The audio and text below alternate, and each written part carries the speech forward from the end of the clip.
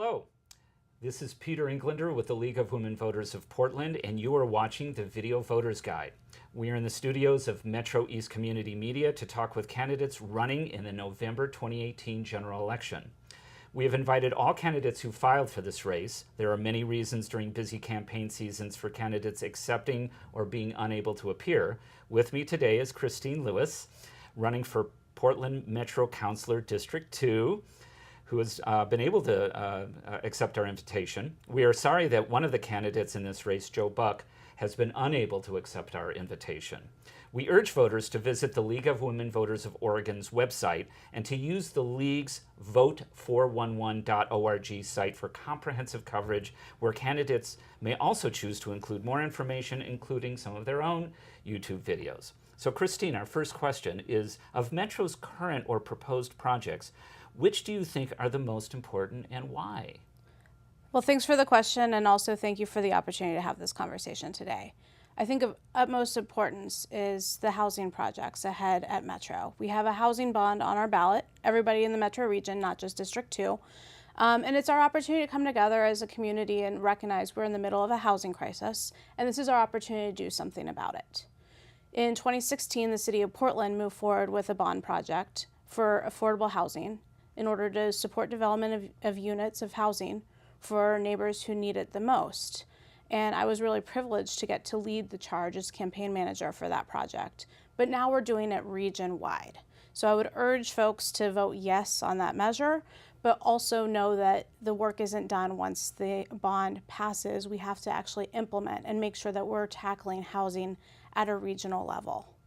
We've got an affordability crisis that is, frankly, statewide, and we, in this region, are crunched more than any other part of the state to make sure that we are taking care of our neighbors who are living on fixed income, perhaps seniors in their retirement, and definitely mothers who are working two jobs, single parents, those sorts of circumstances where people are really priced out of our housing right now. So I think housing affordability is square in the sights of Metro's projects to tackle.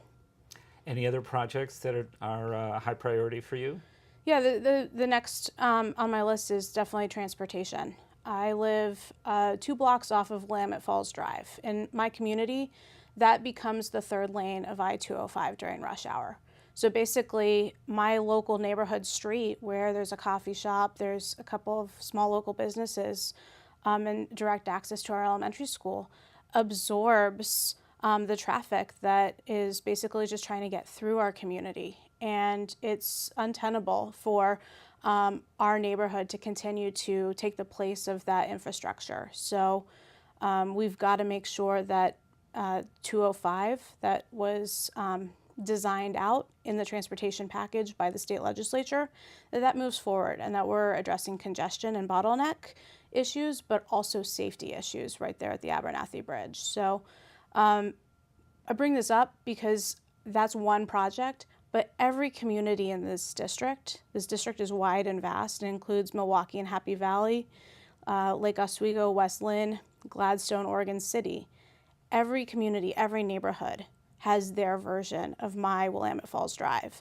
So we've got to go through and see where is it that we can make the infrastructure investment for safety and for congestion that also helps relieve our neighborhood streets. Okay, so Christine, let's go back to housing. What is Metro's role in protecting housing affordability in high opportunity areas? Yeah, that's a really great question, because a high opportunity area is an area that is well served by transit, that has access to amenities, including maybe a grocery store or coffee shop in walking distance, that has schools.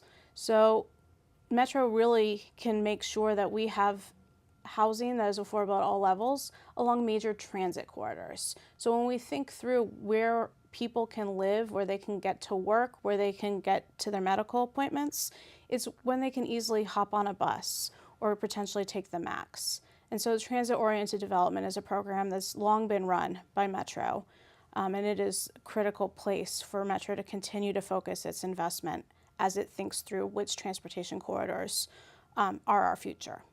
Additionally, our state has land use principles that are called goals, and Goal 10 is about housing. And we have to make sure that when we have a local comprehensive plan, that we are considering in our local communities housing and needed housing, but at all levels of affordability. Not just how many more apartments or how many more houses can we put in this area, but are we able to actually make sure that the people who work in this community can afford to live there as well?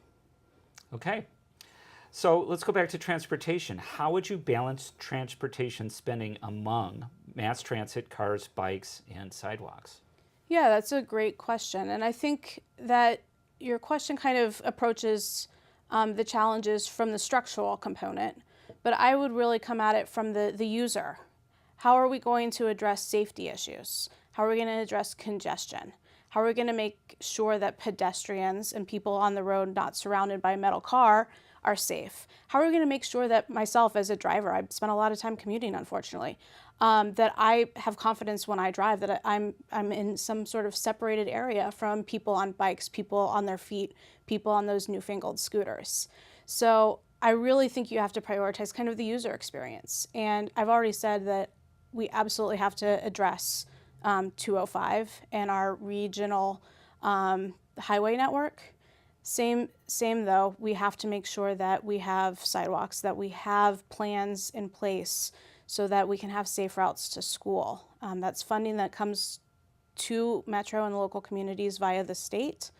And that is a priority of mine, to make sure that we're working with the schools and community to chart out sidewalks, crosswalks, and other kind of marked ways, because when you have students able to walk that half mile to school, that connects the whole community in an active transit in a way that it's not there currently for many of our communities. Okay, well, thank you, Christine. Yeah. This has been the Video Voters Guide. Thank you for watching. The general election is Tuesday, November 6th.